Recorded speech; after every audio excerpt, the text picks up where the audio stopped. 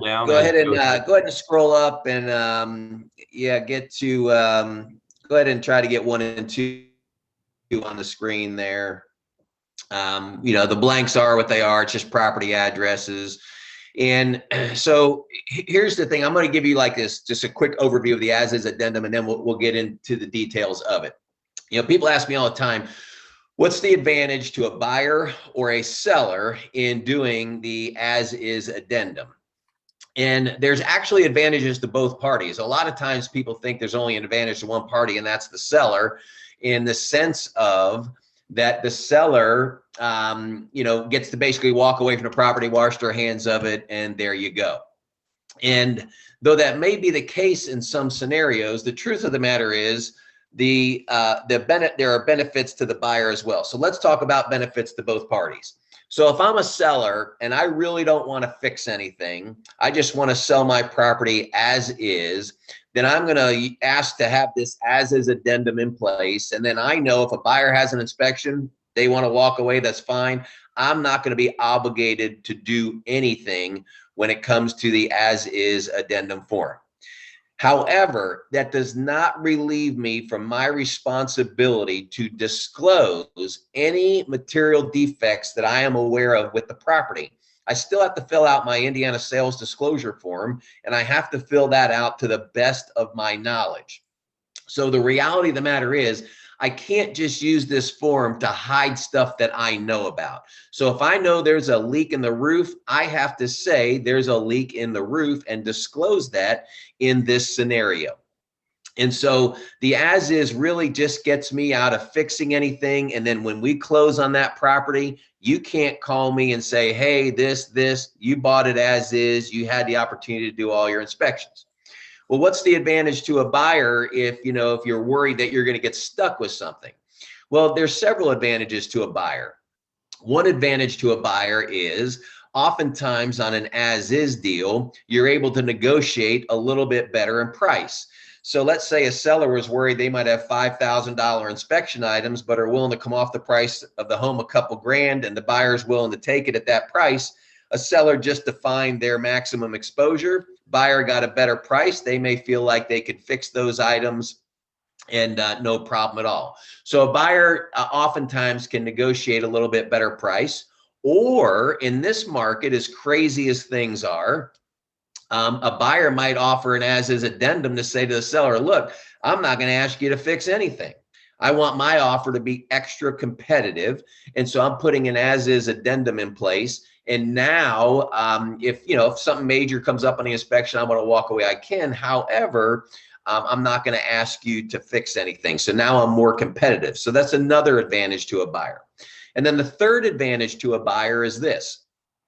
Under the as-is addendum, if you do discover a defect with the property, then you can walk away at that time.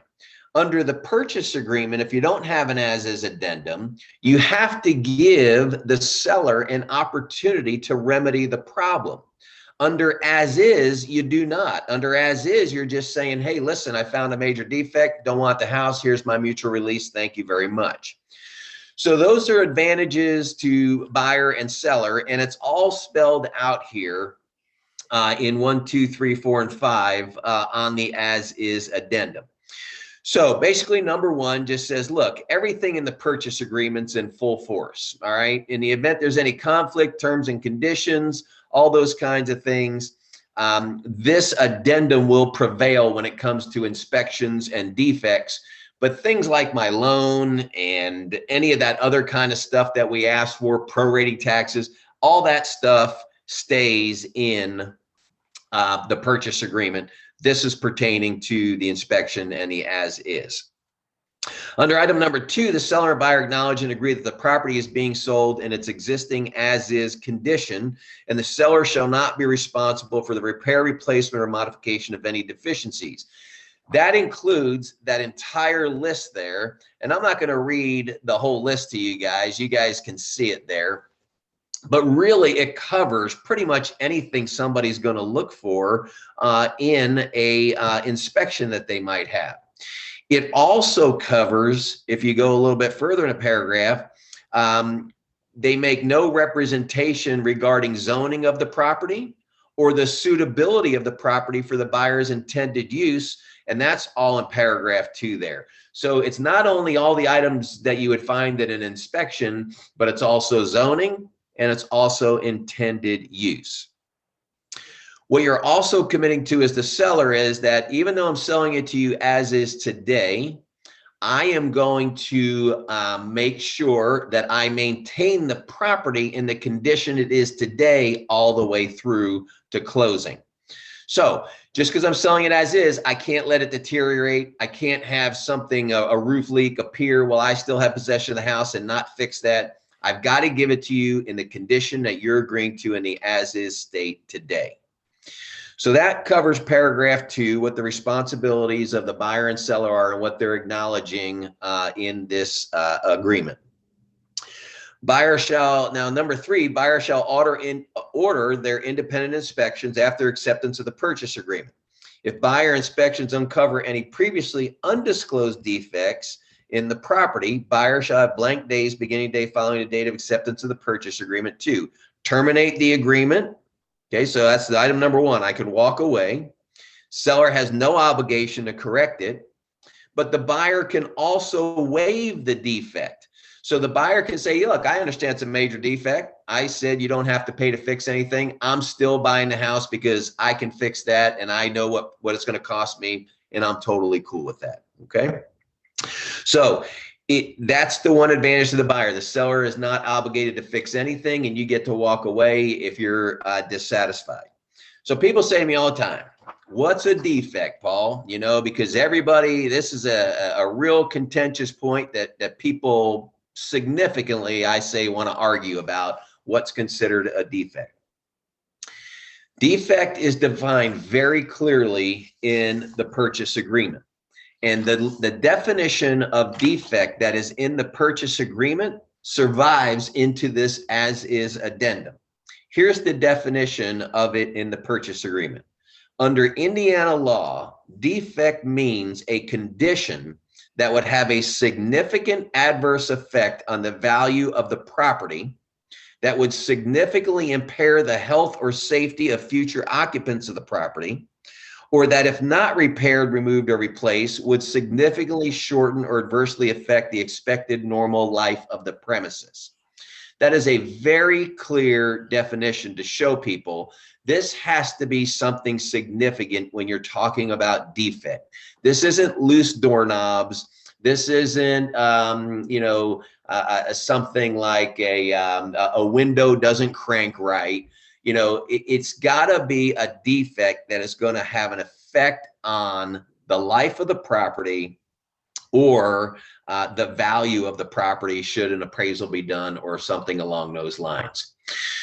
So when you're looking at a scenario and you're saying, hey, I'm walking away because of a defect, it has to be something significant, okay? Item number 4, seller acknowledges and agrees that selling the property as is does not relieve the seller from the applicable legal obligations to disclose any and all known material defects, which we talked about a few minutes ago. So it's in writing. And then number 5, buyer acknowledges and agrees that a buyer has been advised to seek appropriate counsel regarding the risks of buying a property in its as-is condition. Neither buyer nor seller's respective brokers are qualified, licensed, or required to conduct due diligence or inspections with respect to the property or the surrounding area. So again, this is one of those situations. I'm a buyer's agent. My buyer's signing an as-is addendum. I got to point this out to them. I don't have an obligation to go do this stuff for you. If you are interested in zoning or your intended use of the property, you've got to go and do these things when you're using an as-is addendum. And then the buyer expressly releases and holds harmless brokers from and against any liability for any defects or conditions in the property or the improvements therein. So that is the as-is addendum. What kind of questions do you guys have? Brian, if you just want to see when people wave their hand, if you want to unmute them, then I'll just listen for their question. Sure. First, I just want to comment on this, and there's things that I do want to address, and then we'll get to the questions. But people are confused about an inspection and how defects are related to the seller if the buyer wants to walk away, such as, is it a simple thing to where, you know, an agent, we've had a situation, and I know Jillian is one of the girls that has a question on here, but her question is going to be something regarding what she had with an as-is. But basically, do they have to do an inspection that reveals defects? This is a situation where a realtor just sent over a contractor, and the contractor said, hey, there's stair rails missing, there's things, you know, there's in there, these are defects, there's about $50,000 worth of stuff that they need to do that they didn't see that they were going to need to do. They just want to walk away, or they want you to reduce the price by 50 grand. You bet. So here's the thing on inspections. What you always have to remember is it can either be a licensed home inspector or a qualified contractor. So what you don't know right now in this scenario, or I don't know, is did the contractor that go out, is he a qualified independent contractor, or a contractor that, you know, does contract type work, fixes up homes and, you know, remodels homes, builds homes, whatever the case may be. So a qualified contractor can go out to a house under the inspection and then identify those items based on that. So do you know the scenario of is this person a legit contractor? Jillian, why don't you go ahead and unmute yourself and talk about it?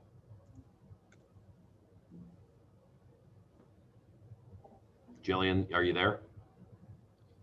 She said she's trying. Okay, I'm here. I just had to find my box. I apologize. No problem. Okay, so I don't know if it is a qualified contractor. Instead of an inspection report, the agent sent over the bid scope of work. So I have to assume it was a qualified contractor that went in.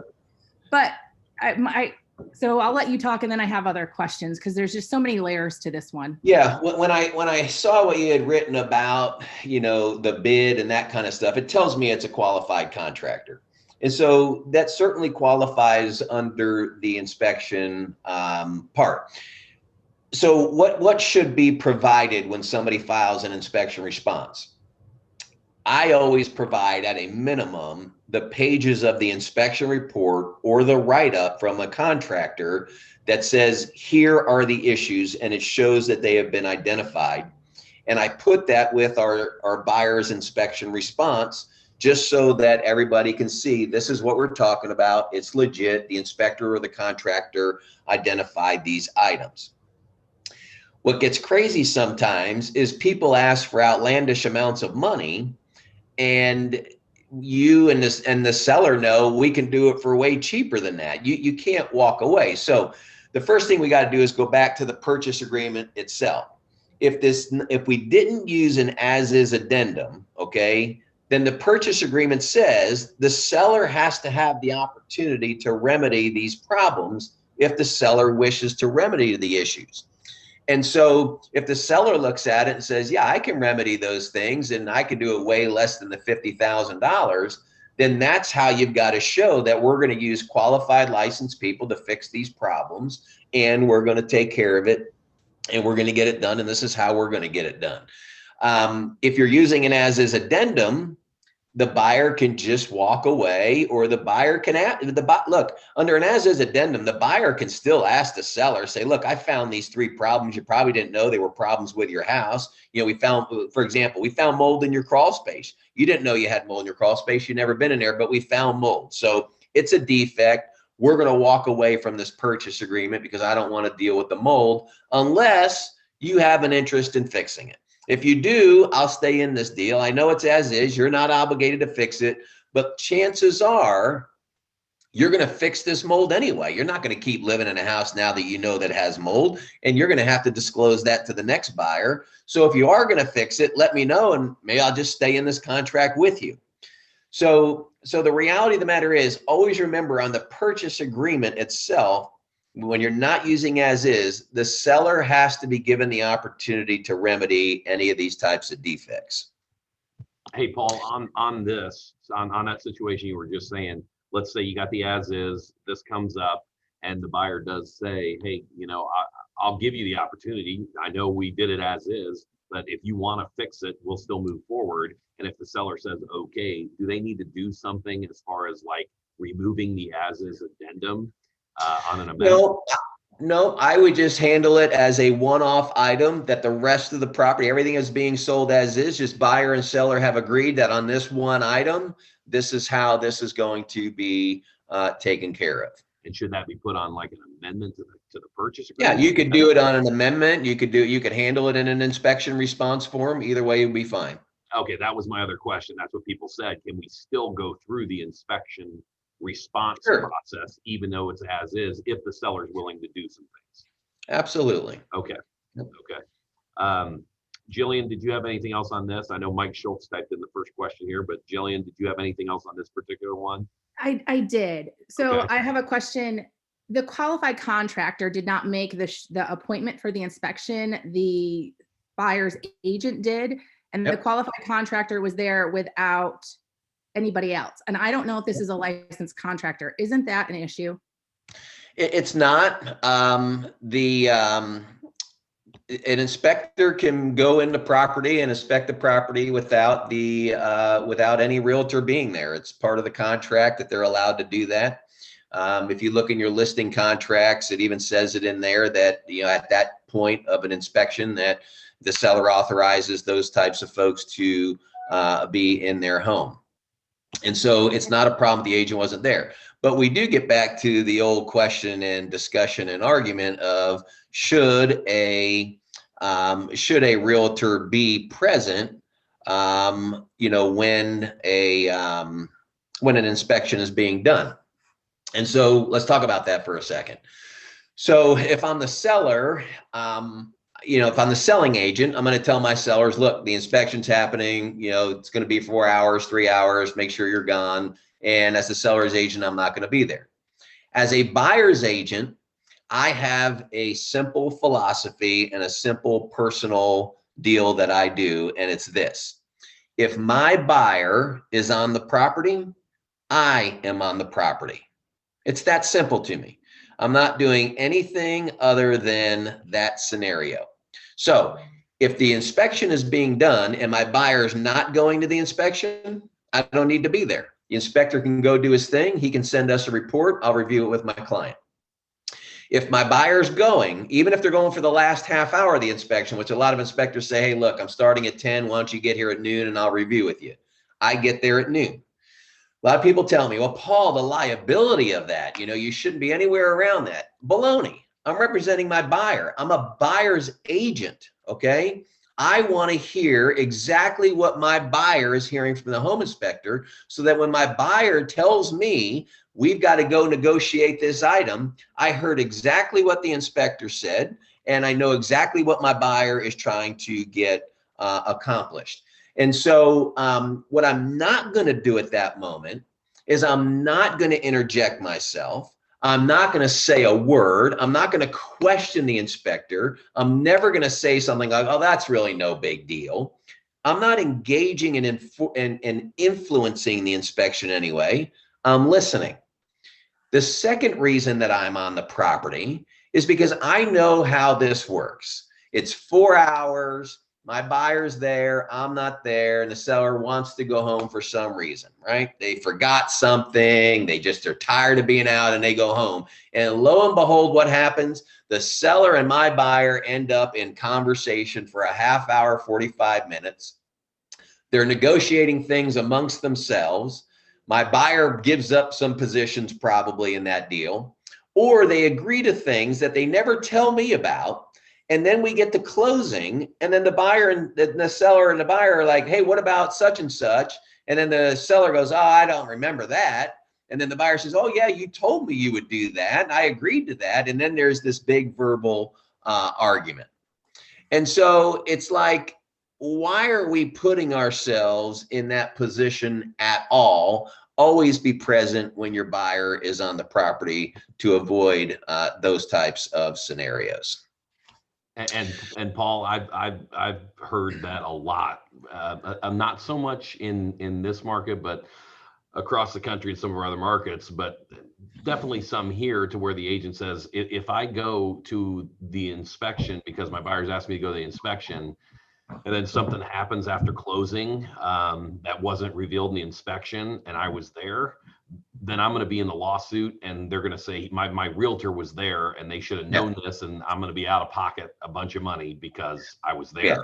So untrue. Okay. It's just such a falsehood. It's how you conduct yourself at the inspection. I let the buyer and the inspector do their thing. Even like if the buyer's taking them and touring them around and showing them a few things, I am way in the background on that deal. I'm not like up front. I'm not engaged in it. I'm not questioning things. I'm letting them have their discussions. And then, and so how can I be liable for any of that? I'm not the home inspector. They paid a home inspector. They signed their documents with the home inspector. So I am on the property because my client's on the property. How in God's earth would I ever be sued for being on the property because my buyer's on the property? I'm going to tell you what this stems from, and this is my personal opinion, and I get passionate about this stuff. This stems from realtors who don't want to spend 2 hours at a home inspection with their clients because they feel like they got better things to do. That's what this is all stemming from. So the easy thing is to use the word like liability. I don't have to go to a 2 or 4 hour inspection now because of liability. Baloney. Baloney. That is absolutely ridiculous. My buyer's on the property. I'm on the property. They're paying me handsomely to represent them in this transaction. And it's not going to happen. I'm not going to allow my buyer to be subject to a seller talking to them and or anything crazy that might happen when they're there and I'm not there. So that's how I do business. People can make their own liability decisions for themselves.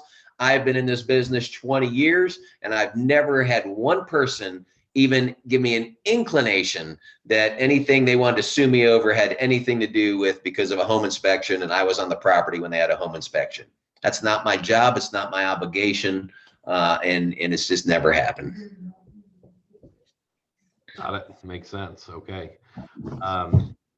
Mike Schultz had asked, if a buyer decides after the purchase agreement was signed that they're not going to get an inspection, at that point, should they get the as-is addendum signed?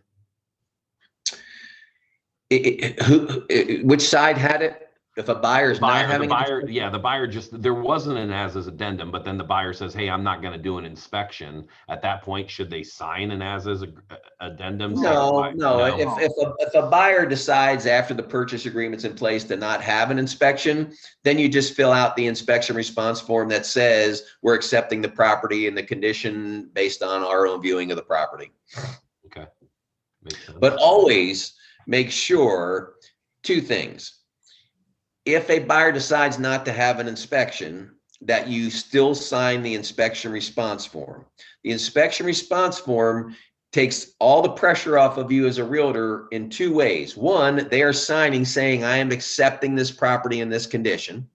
And then there's language in there to hold you harmless. Make sure you get that signed. And who initiates that? So I would initiate that as the buyer's agent. I would have my folks sign it, and I would send it over to the seller and have them sign and acknowledge that we are accepting the property as is. Just basically put that in the inspection response. Yeah, there's a line that you can check on there that says we're taking the property based on the current condition. Okay, that makes sense. Absolutely. Looks like Lauren Coons, you had a question to ask. Go ahead and unmute yourself.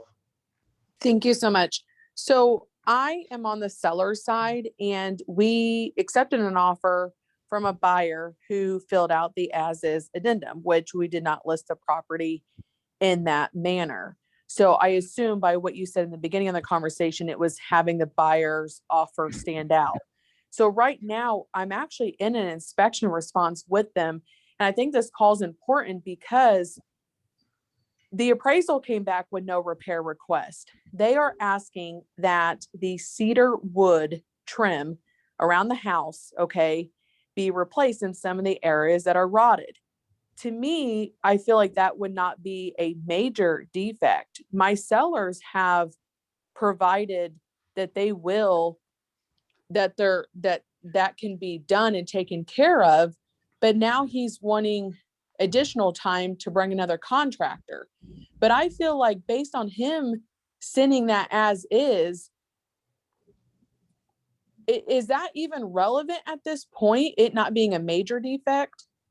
Well, if you have rotted siding, people can argue that to be a defect all day long, because if the siding is rotted and water is penetrating, you have the potential to generate mold behind the siding and on the house, right?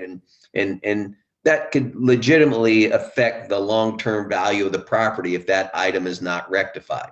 And that's part of the definition of defect. So I can see if you truly have rotted siding that they want that fixed. The difference here, though, is that your buyer used the as is to get them in a better place to get their offer accepted. The seller is not obligated to fix that at all, and the buyer can walk away if the seller doesn't want to fix it. But as I said earlier, they certainly can come to an agreement on one item, even though there's an as-is addendum in place, because the seller may fix that for the next person. They say, well, look, I'm gonna fix it now for the next person, so I don't have to disclose it. I might as well fix it for this guy, and yeah, I'll fix it, or here's $1,000 or $2,000 bucks and put it toward it, right? So there's nothing that prevents a buyer and seller from doing it, but really your buyer could just walk away, or the buyer could walk away at that moment just because of the defect and say, I'm done. So the fact that they're trying to keep it engaged and have the conversation going, but again, the seller could say, look, I appreciate it, but you said it was as is. I'm moving on to the next person. I'm moving on to my backup offer because they don't care about the rotted siding. So do you want the house or not? You agreed to as is. You want it or not? If you don't, no problem. I got 5 other people that want the house. Well, and so they responded that, so they had a contractor come out, quote it, and say, you know, and we actually went through the inspection response photos, and the sellers initialed the ones that would be repaired. It was very spelled out very clearly. And so they came back today and was like, well, we want more time. We want to get a contractor out there to price it. And I'm thinking that they're already willing to. So, you know, it was just the position of, was it a major defect? You know, are they nitpicking? But the sellers have already agreed. I guess I just don't understand this buyer's position of wanting to bring a different contractor out to quote it. Yeah, I think that he probably is making sure he's doing his own due diligence to make sure that whatever they agreed to, that it really does fall within those, you know, within that price or whatever, you know, or that it's going to be done properly. It's really all I can think. Yeah, no, I appreciate that. I think that was what was important for this call today, because I'm literally in this situation. I've never had it before. So thank you. Good. You're welcome. Paul, we've got from the Gilbert group, they were asking, do you have, I think we've covered this, but they were asking, do you have to provide the inspection report? Is this true that if a defect is previously disclosed, it cannot be used to get out? So 2 things. Yes, you should provide a copy at least of the pages that show what the defect is, so that people believe it and know it's legitimate. And then the second part of your question, tell me the second part again. They said if you disclose a defect front and they still put the offer in as is, they cannot use that to get out of the contract. That's true. Yeah, if it's a previously disclosed defect and you come to terms without calling that defect out, you are accepting that defect. Yeah. So a lot of times when somebody discloses a defect, what I tell my agents to do is, in further conditions, if you want that to be part of negotiations, you got to call that back out. So say, for example, somebody discloses that their roof is leaking. Well, in further conditions, I would say something along the lines of, buyer acknowledges that seller has disclosed that the roof is leaking. Buyer would like, hang on one second. Buyer would like the roof leak to be part of the home inspection going forward. That makes sense. So this way I'm calling out, yes, you disclosed it, but I'm not accepting it. I still want this to be part of my inspection. Does that make sense? It does. If you're covering yourself as the buyers. If you don't call it back out, then we're in a scenario where you're accepting it because they disclosed it to you. Sure. Okay. That makes sense. If the buyer is also a contractor, can they provide their own inspection? In other words, can they go through it themselves and point out some defects and say, hey, here's the list of these defects you didn't disclose. I want these fixed, or I want X amount of dollars off, or I'm not going to go forward with the purchase? Well, there's nothing in the purchase agreement that says if you are a qualified contractor or a qualified home inspector that you couldn't do your own inspection. There's nothing that says that. And so if you can prove those qualifications and produce the report with the issues to the seller, I think you could absolutely do that.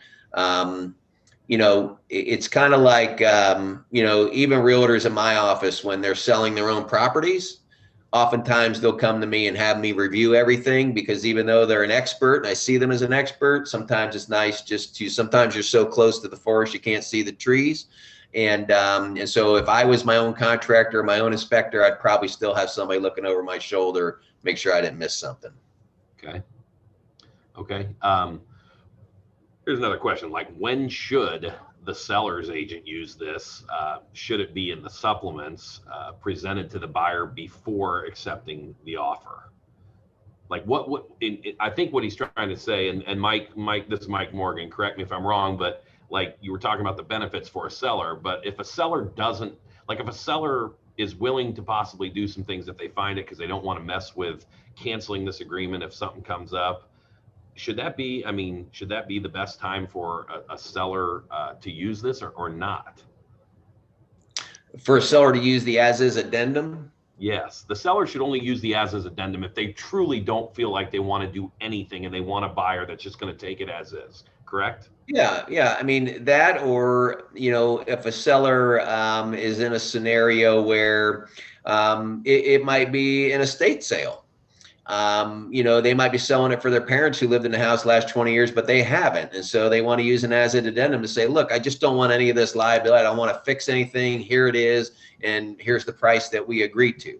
So, you know, that could be an advantage to a seller, just saying that up front. But, you know, the beauty of it is it gives them the opportunity to do that. So, and then the situation would be, at this point, they get a buyer. This situation, they got an as-is. They get a buyer. The buyer finds 3 or 4 defects. The buyer doesn't want to move forward because the seller doesn't want to fix it. The seller turns around, puts it on the market, and then they should disclose those defects that were found from that previous buyer, correct? Yeah, absolutely. If you have an inspection done and you are notified of defects in the inspection and that deal falls through, you have to turn around and disclose those items. Absolutely. For sure. Okay, good. Brian, I got a quick question. Yeah, go ahead. Hi, Paul. Thank you. This has been awesome. Good.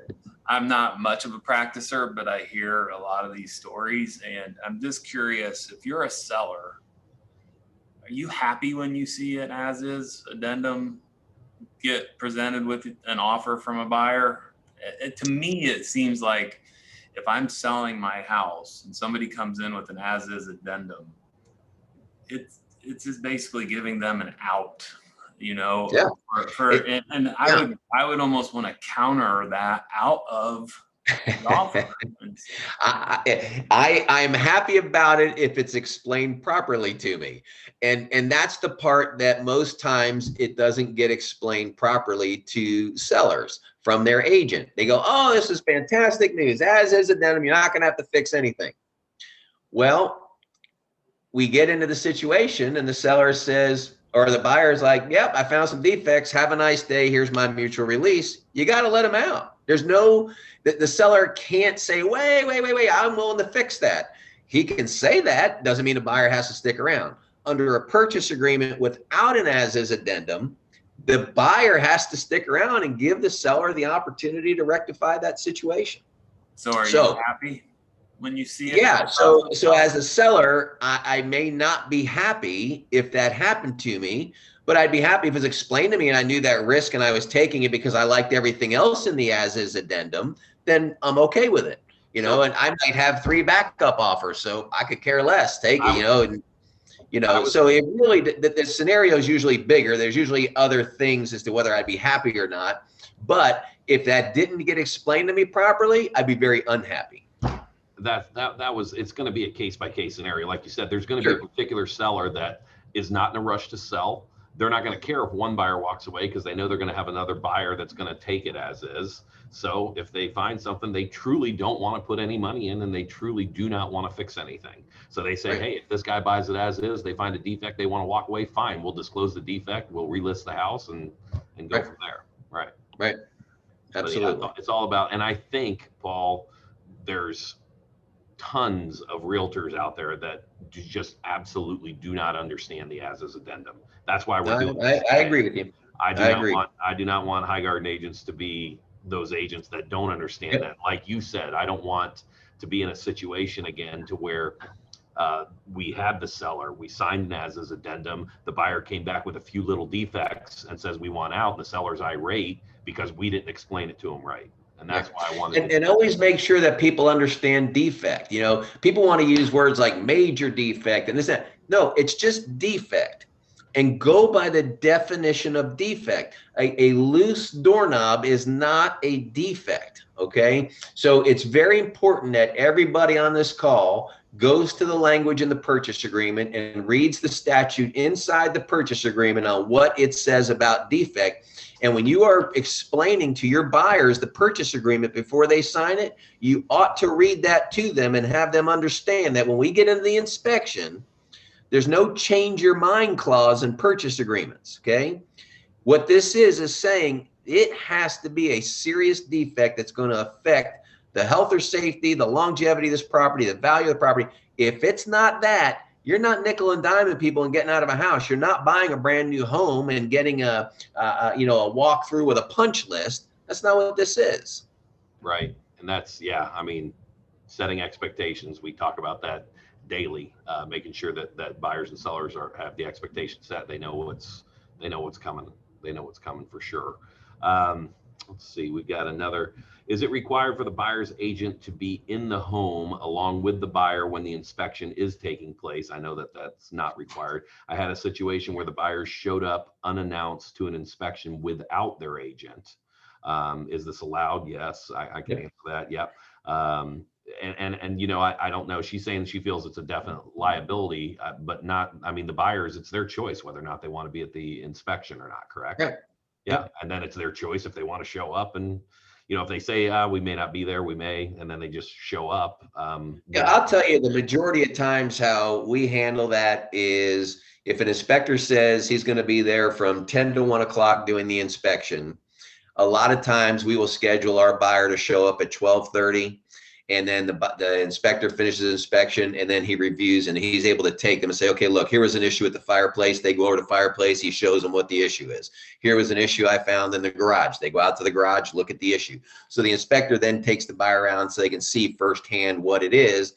And a lot of times, you read something on paper versus seeing it firsthand, there could be a real difference in what your opinion of that situation might be. So we tend to, I would say the majority of time, that's how we handle it. If a buyer is available for an inspection, they come at the end and review any of the concerns. They're not there for the entire time for everything that is going great on the inspection. Got it. Okay. There's another follow-up to that question about the, if something's disclosed, can the buyer come back? This question is basically saying, I'll follow up on that. What if the defect is much worse than what they disclosed, than what they let on? They get a contractor saying it is bad and it's going to cost a ton. Can you still back out with the earnest money returned to the buyer at that point? Yeah, if I saw a defect like that that was disclosed, I would never let it go through without calling it out to say we're investigating this further. I would never just accept that for what it is. Got it. Okay. They're saying, somebody's saying on here, nowadays, a lot of agents are asking buyers to waive the inspection. What happens down the line when the buyer finds out there's a problem in the house? Yeah. I mean, So look, in this market, sellers are happy right now, right? I mean, it's multiple offer situations and people are paying crazy amounts of money and people are doing things like waiving inspections to make their offer better than somebody else's offer. I see it all the time. And so, look, a seller can ask for whatever they want. It's the buyer's decision if they're going to waive the inspection. But on my end, if my buyer waives the inspection, from my standpoint, there's multiple places they're signing when they do this. The first place that I have them do is on the purchase agreement. I have them put their initials next to the paragraph that says I'm waiving the inspection.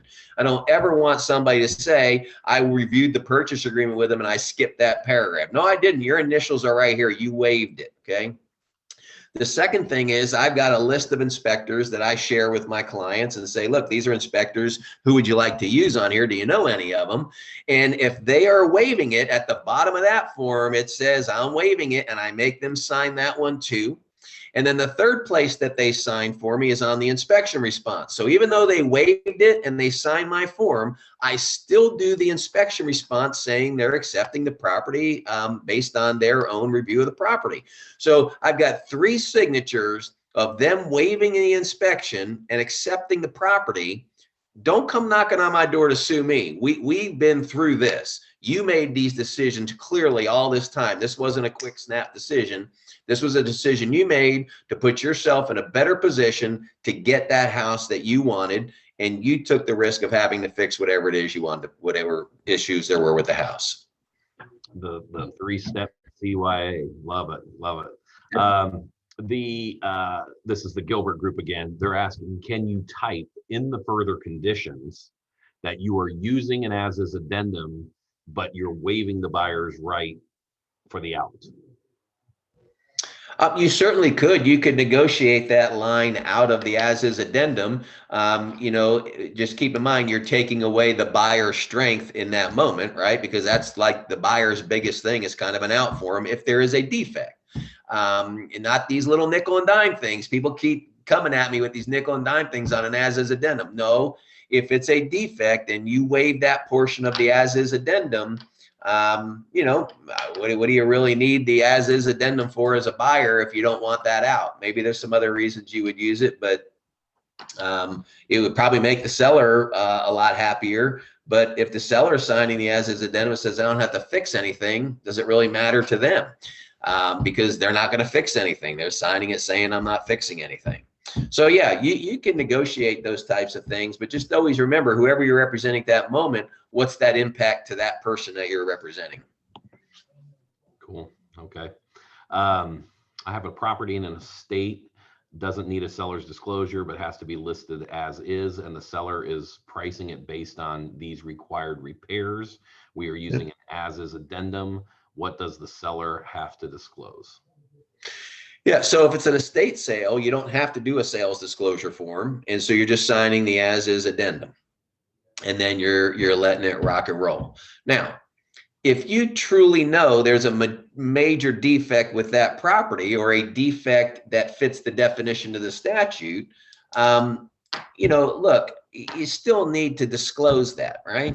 If I'm a realtor and I know there's a major defect with the property, I've got to disclose that.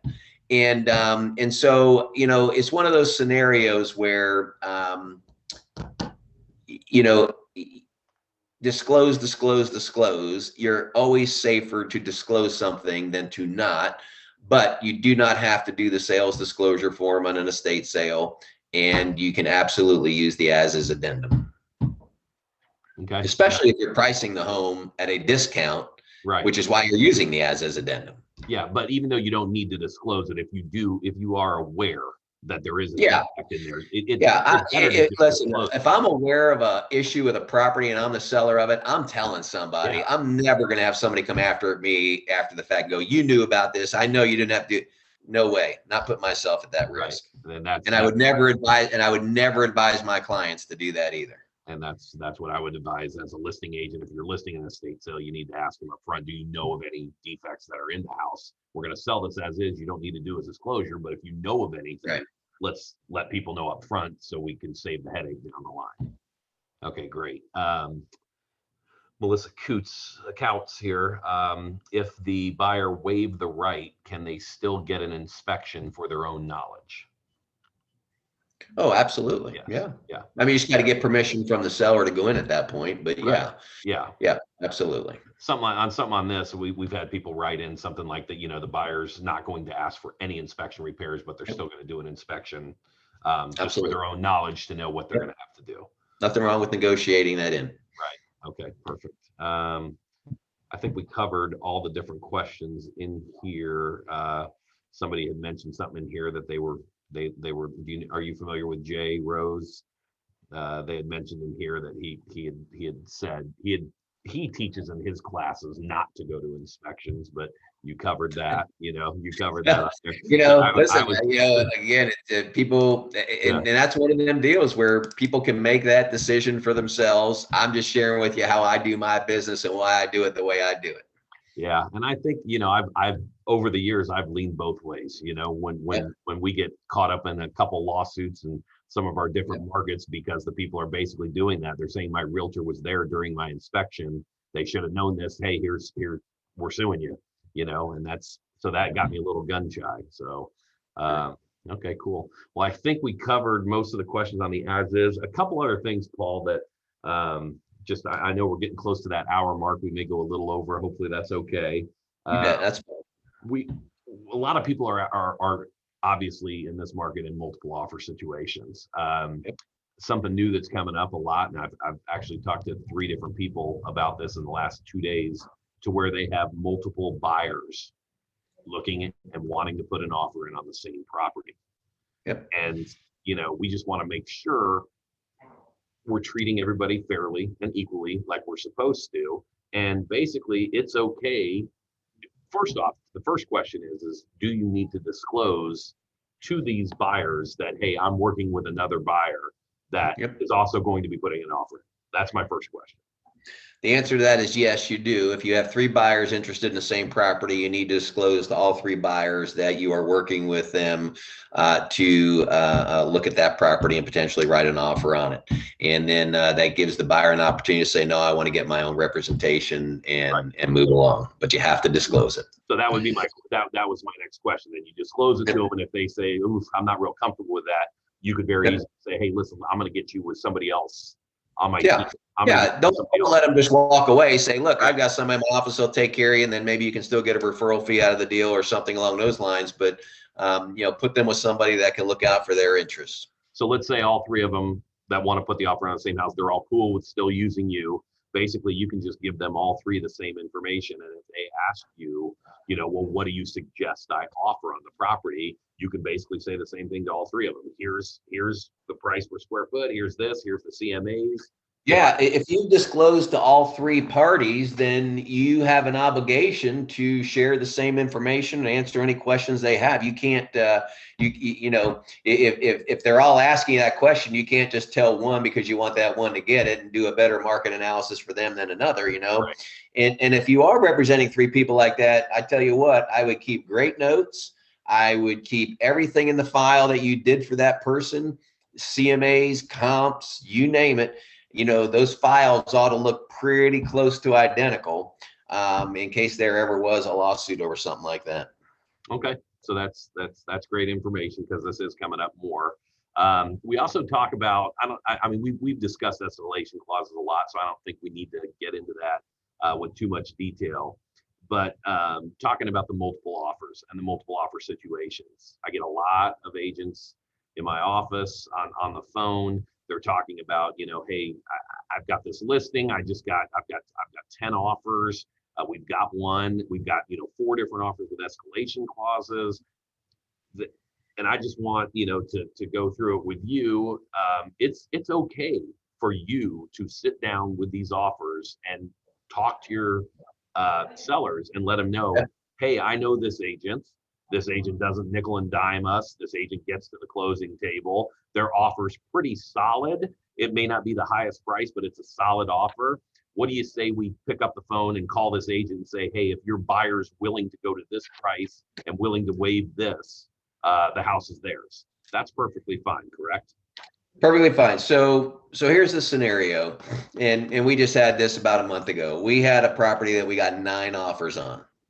And so what we do is we had our agent create a net sheet for all 9 offers, okay? So this way we can lay them out and not have to guess what's in each offer or try to remember what was number 1, what was number 3. So we had net sheets for each one of them right on top of the purchase agreement so that a buyer or that our seller could look at it and see the bottom line numbers on each one right across the board, okay? So that was the first thing that we did to try to help make sense of it for the seller. The next thing you have in that mix generally is you're going to have some that have escalation clauses. So then you got to show on an escalation clause based on the calculations of those on the net sheets at the bottom or wherever you might do that is this is what this one could really go to, and here's what your net would be based on these other escalations. So having done all that work, the answer is yes. Can you just pick one of those 9 offers and go negotiate that one and get to a deal? Absolutely.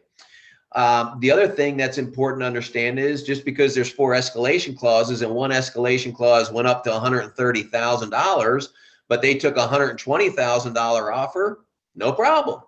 The seller can pick whatever offer they want to pick. There's no obligation because there's an escalation clause to take the extra 10 grand. The seller might look at 2 different things. One, they might look at it and say, this house would never appraised for 130. Why am I going to put myself in that position? I'm not doing that. But then they're going to look at terms and conditions, right? Everybody always thinks it's about price, and it's not always about price.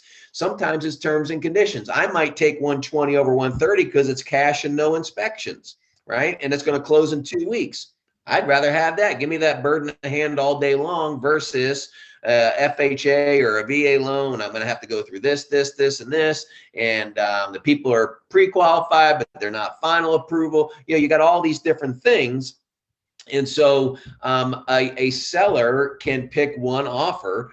What you never want to do is send out multiple counter offers. Don't ever do that, okay? So if you're going to negotiate with one, negotiate with one.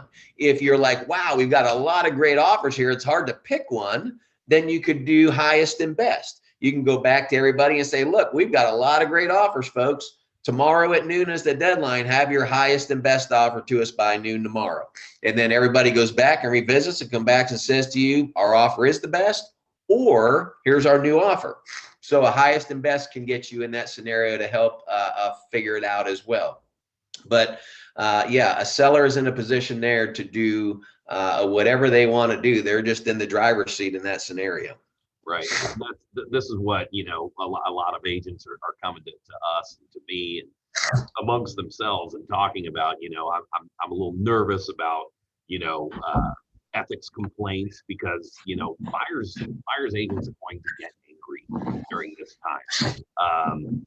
Sellers are in such a position, and listing agents are in such a position to basically make choices that are going to really tick off a lot of buyers agents. So when a buyer's agent puts in a super solid offer for somebody and they see that the house, you know, their offer didn't get accepted, and they see on the VLC the sale was listed by Highgarden and the buyer's agent was from Highgarden, they're gonna, you know, they're gonna be upset and they're gonna say, oh, sure, of course.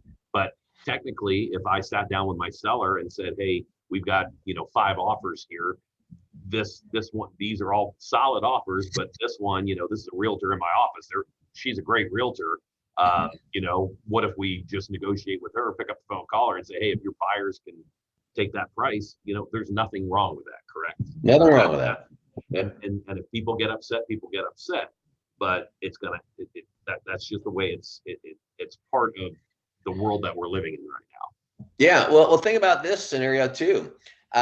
You have situations where in the listing contract where it says that you will or will not disclose multiple offers, right? Right. So think about the scenario where when the seller says, nope, I don't want you to disclose that. Right. And then all of a sudden you get an offer in from somebody, and then you get an offer from another agent, and then they take the other offer and you call the other agent and go, sorry, you're out to accept another offer. And that agent goes, what do you mean? I didn't even know there was another offer. I know. That's a difficult moment. That's an uncomfortable moment for everybody. It is. But That's why they call it lawful instructions from your seller or your buyer. And you as the agent have to follow those lawful instructions. And if they tell me not to disclose other offers, then I can't disclose other offers. And as uncomfortable as that is for me, it's unfortunate from a situation that I'm going to have another realtor really mad at me, but you just got to explain it the best you can. There's also the situation that has come up a lot lately as well, is that sellers agents, or I'm sorry, listing agents are basically saying, I want to do the best for my seller, and here's what I think is going to be the best for my seller. I'm going to write in the agent to agent remarks that we are going to be collecting all offers, and we won't be making a decision until Sunday at 5 p.m. A great offer comes through Friday at 10 p.m. that says we need an answer by 6 a.m. tomorrow morning. And the buyer's like, and the seller's like, I'm not going to pass it up, and they accept the offer, which is perfectly fine, but it's going to tick off a ton of buyer's agents once again. But again, that's okay to do, correct? It is okay to do. It's people have, I think, a much more legitimate reason to be upset if you tell them, especially in writing, that I'm going to be looking at offers Sunday at noon. Having said that, I never advise my clients to wait till Sunday at noon. Right. You know, one of my favorite expressions and sayings that I love to tell people in real estate is time kills all deals. Time kills all deals.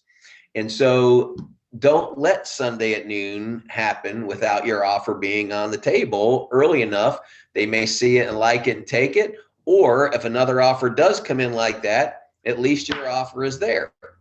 And so, you know, that's a scenario where it's just as much on a buyer's agent as it is a seller who says, I'm not going to do it till Sunday at noon.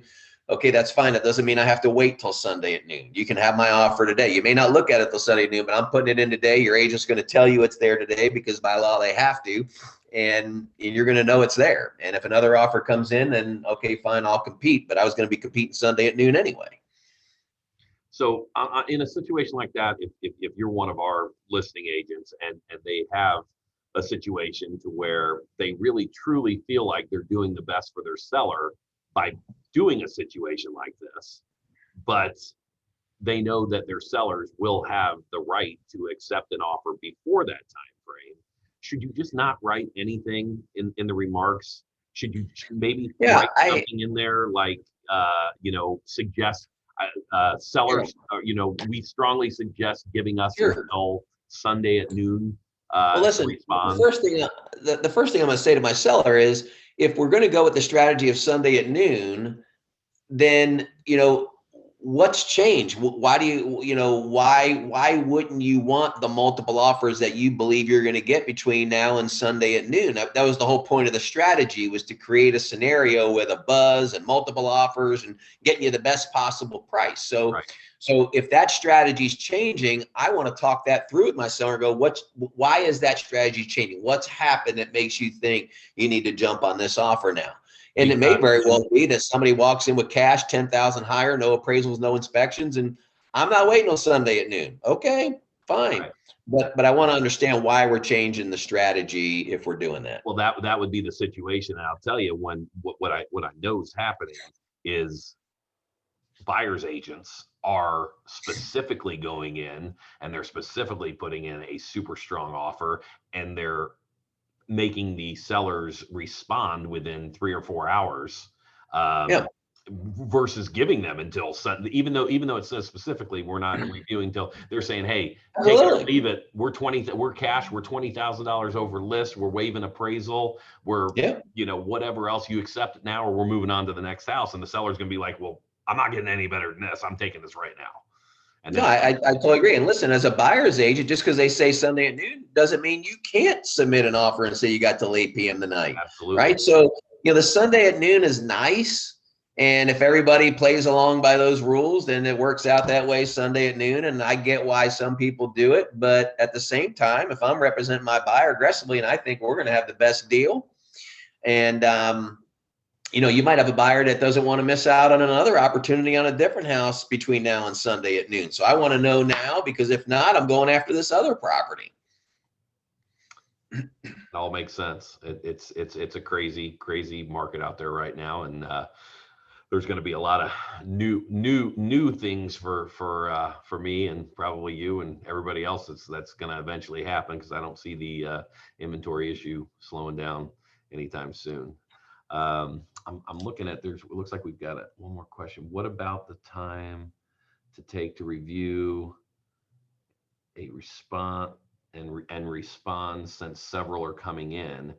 Is it best practice to give an expectation from the start, allow X days, and seller will respond by X day? I mean, again, I think we just answered. All right. Yeah, we just answered it. She just said that. So we're all good there. Hey, Paul, last thing, and we'll see if anybody has any questions, but there's one thing that popped up, and I know you did the purchase agreement, and we went through the whole purchase agreement and everything, but there's the line in the purchase agreement, and this has come up again multiple times in the last couple of weeks. Again, it'd been a while, but there's the section in there that says the property will close on X date. And then afterwards, agents always write in, or within 3 days of final approval. I've been told so many different things over the years about what that means. I mean, basically, if you read that thing literally, it's basically saying, hey, they're agreeing to close on, February 28th, but or within 3 days of final approval. What's considered final approval? Because basically that's an open end for the buyer there. So that they're saying, okay, well, it's within 3 days of final approval. It's later on. So I mean, what do you personally write in that? So final approval ought to be defined as clear to close. Right? The lender gives clear to close. You've got final approval, clear to close, and then you've got 3 days to get the deal done. All right. So what I generally do is I don't put both, right? I just say, here's our closing date. Here's the date we're going to get our final approval for our loan. And then there's enough time in between those to get the deal closed. If something has to change in one of those scenarios, then we do an amendment and we get it changed. And if everybody's working in good faith, generally that's not a problem to get that done. The thing about the 3-day clear to close that everybody needs to understand is that could drastically change some time frames for people. And if people are looking at moving dates and moving companies and those kinds of things, it makes it a little bit more sketchy at times. So let's say, for example, I put a closing date of March 31st, and I think we're all heading toward that 31st. And in my mind, I'm like, well, it might get delayed a few days if they don't have their clear to close. So it could be 3 days later. Well, what happens if they get clear to close on March 7th? And now 3 days later is March 10th, right? Does that mean we now have to close on March 10th, 21 days sooner than what I thought? My other house isn't ready, or I wouldn't schedule movers, those kinds of things. So you can almost do too much inside of a purchase agreement. I'd rather just shoot for a closing date that's realistic for everybody, give everybody an opportunity to get their inspections done, their loan in place, all that kind of stuff. And then we got a closing date. And if it needs to change for a reason, then we change it. But, in this market, it shouldn't take more than 30 days to get a clear to close on a deal. I mean, it all moves along pretty quick in the way technology is. And listen, if you're a buyer and you show that you've made every bit of good faith to get that loan final approval in the 30 days, but some reason there was a hiccup and you need an extra 5 days, the seller is going to have to give you that 5 days. No court in the world is going to jam somebody up over that when they're able to show, I got all my documentation and we had the appraisal, we're doing all these things. And because some underwriter or some glitch in some other state, held up the loan for a few days, everybody should work together on that. Okay, sure.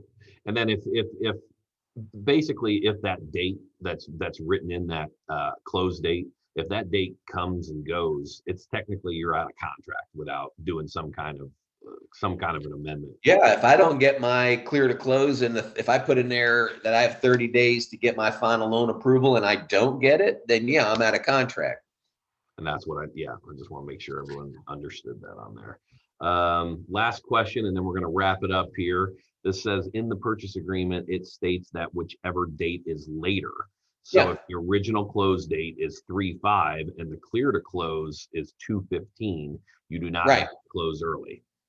Absolutely, and that's 100% right. The challenge with that is when it's not explained properly. That's why I said earlier, which date is it? What are people's perception is that you might have a buyer that's really pushing things along and thinking, I got my clear to close, I can close within 3 days, because they don't understand that.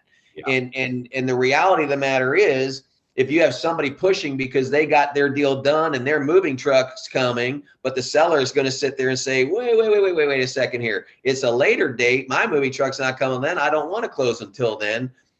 Don't let people get in the jams by having two things in there if they truly don't understand that separation between the two. And I just find that a lot of times those are the things that get lost in explanations with people. Awesome. All right. Hey, Paul, this has been great. It's 11:18, so we've gone a little bit over here. Hopefully, you know, I think this answered a lot of questions for a lot of agents.